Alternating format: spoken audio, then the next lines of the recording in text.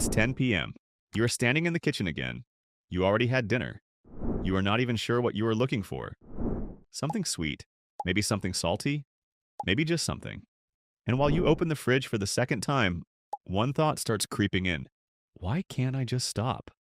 I know how frustrating that question can feel, especially because just a few hours earlier you thought you were doing everything right. Breakfast was small, lunch was light, you skipped the afternoon snack. You ignored the hunger because you were trying to save calories. By 3 p.m., you probably felt disciplined, maybe even proud. This is going well. And then night arrives. And somehow the version of you who had perfect control all afternoon disappears. Dinner does not feel like enough. One snack becomes another, and suddenly you are eating more than you planned, feeling guilty, and wondering how you managed to ruin another good day. But what if you did not lose control at 10 p.m.? What if the mistake happened hours earlier? Because for many people, the problem does not start when the refrigerator opens. It starts when they spend the entire day trying to eat as little as possible. You keep pushing hunger away. Breakfast can wait, lunch can be smaller, no snack. Just make it to dinner. And eventually, your body pushes back. By nighttime, you are tired, hungry, and trying to make your hardest food decisions after spending the entire day saying no. So if you keep wondering why evenings feel impossible, stop looking only at the evening. Today I'll show you why eating too little during the day can make night hunger much harder to control, and what to change before the fridge ever opens. When people lose control around food at night, they usually blame the night. They think, I'm fine all day, I just have no discipline in the evening. But look at what fine all day sometimes means. Coffee instead of breakfast. A very small lunch. No afternoon snack because snacks feel like extra calories. Then dinner arrives, and you are already thinking about food before you even sit down. On paper, the day looked disciplined. In reality, you have been negotiating with hunger for hours. And hunger is patient. You can ignore it during a meeting.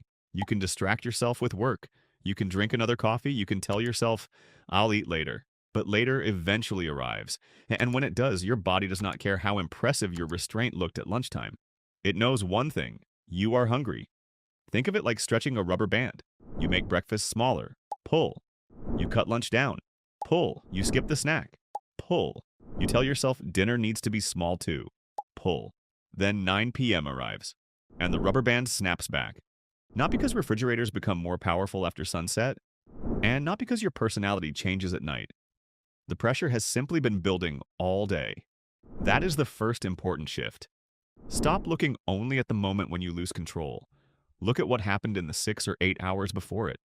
Because the fridge may be where the problem becomes visible, but it is often not where the problem started.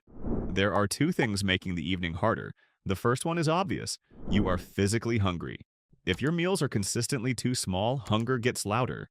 That is not a lack of discipline. That is what hunger is supposed to do. But there's another part that is easy to miss. All day, you have also been making food decisions. Should I eat this? No. Can I have that? Better not. I'm hungry. Ignore it. Maybe a snack? No, save the calories. By evening, food has received a lot of attention. Not because you are weak, because you have spent the whole day managing it. And then nighttime arrives. You are more tired.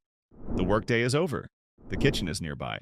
And now you are asking yourself to make the most controlled food decisions at the exact time you are hungriest. That is a terrible time to discover whether your willpower has excellent customer service. I like to think of this pattern as a hunger debt. That is not a medical term, it is just a simple way to understand what is happening. You keep pushing hunger forward, a little at breakfast, a little at lunch, a little in the afternoon, and eventually the bill arrives. This is why simply telling yourself to have more discipline at night often does not solve the problem. You are trying to fix the last part of the chain. The easier approach is to stop building such a large hunger debt earlier in the day. And that does not mean eating everything in sight because ThinkSlim suddenly declared war on calorie deficits. Weight loss still requires you to eat less energy than your body uses over time, but there is an enormous difference between eating a little less than you need and trying to eat as little as you can tolerate. The first can be sustainable. The second often turns every evening into a negotiation. This is where the solution can feel strange. If you keep overeating at night, the answer is not automatically to make dinner even smaller. Start earlier. Look at lunch. Was it actually a meal? Or was it the smallest collection of food you could put on a plate and still legally call it lunch? A few leaves.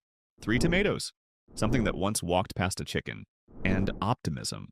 We already talked about building meals that keep you full in the breakfast video, so we do not need to turn this into another protein lecture. The principle is the same. Give the meal enough structure to last, include a clear source of protein, include fiber or food volume, and eat enough that lunch actually feels like lunch. The important question is not, how little can I eat?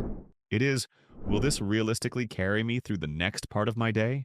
Because saving calories at noon is not helpful if you eat them back at night while standing in front of an open cupboard wondering how 6 crackers became 26. The same applies to the afternoon. Imagine you eat lunch at noon and dinner at 8 p.m. At 4:30, you are hungry. But you tell yourself, no, dinner is later. I can wait. If that works for you, fine.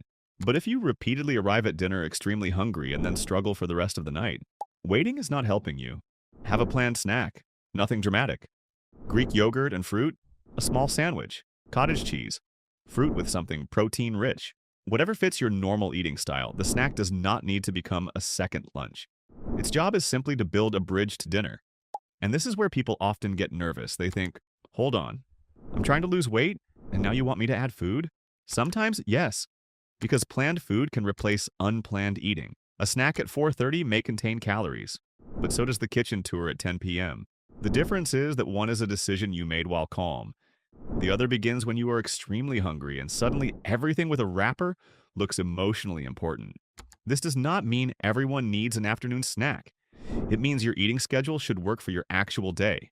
If 7 hours without food repeatedly ends badly, stop treating those 7 hours like a discipline competition. Now we reach the evening. You ate a better lunch? Maybe you had a planned snack. You arrive at dinner hungry, but not desperate. That changes the whole situation. But there is still one trap. You finally get to dinner and think, I need to be careful. I already ate more today. So dinner becomes tiny too. You eat a small plate, you finish. And 10 minutes later, your stomach is basically asking, okay, when does dinner start? Then comes a little cheese, a few crackers, something sweet, another little thing. Then something directly from the container, which apparently feels less official because no plate was involved. And suddenly the tiny dinner created a very large evening. Let dinner be a real meal. Include foods that satisfy you. Include protein and fiber, just as you would with other meals. And eat enough to finish the meal feeling comfortably satisfied. Not stuffed, not uncomfortable, just fed. There is a difference between finishing dinner because the plate is empty and finishing dinner because the meal actually felt complete. And if you like dessert, you can plan dessert too. That can be much easier than spending 2 hours trying not to eat dessert. While thinking about dessert, looking at dessert, and eventually eating dessert, plus 3 other things you never even wanted. The goal is not perfect control. The goal is to make food decisions before hunger turns them into emergencies. So if nighttime keeps going wrong, here is what I want you to do. Do not begin by staring at the refrigerator and asking, how do I become stronger at 10 p.m.? Look backward. What happened at lunch? What happened at 4 p.m.? How hungry were you when dinner started? Were you eating according to a realistic plan? Or were you trying to collect as few calories as possible until the sun went down? You do not need to change your whole day tomorrow. Find the place where the pattern begins. If lunch is too small, fix lunch. If there is a huge gap before dinner, test a planned snack. If dinner never satisfies you, build a more complete dinner. Change one thing. Then watch what happens at night. Not only to the calories, notice how often you think about food. Notice whether you keep returning to the kitchen. Notice whether eating feels like a choice again instead of an emergency. That tells you something important. Because the goal is not to become better at fighting hunger, the goal is to stop creating so much unnecessary hunger in the first place. If you keep losing control around food at night, do not look only at what happens at night. Your evening may be the consequence. The mistake may have started hours earlier when you were trying so hard to eat less. Weight loss still requires a calorie deficit, but a calorie deficit does not mean as little food as possible as early in the day as possible. A plan that works beautifully at 2 p.m. and collapses at 10 p.m. is not working yet. So remember one thing. Planned food is easier to control than emergency hunger. Make the hours before dinner easier, and you may find that the refrigerator suddenly becomes a lot less interesting.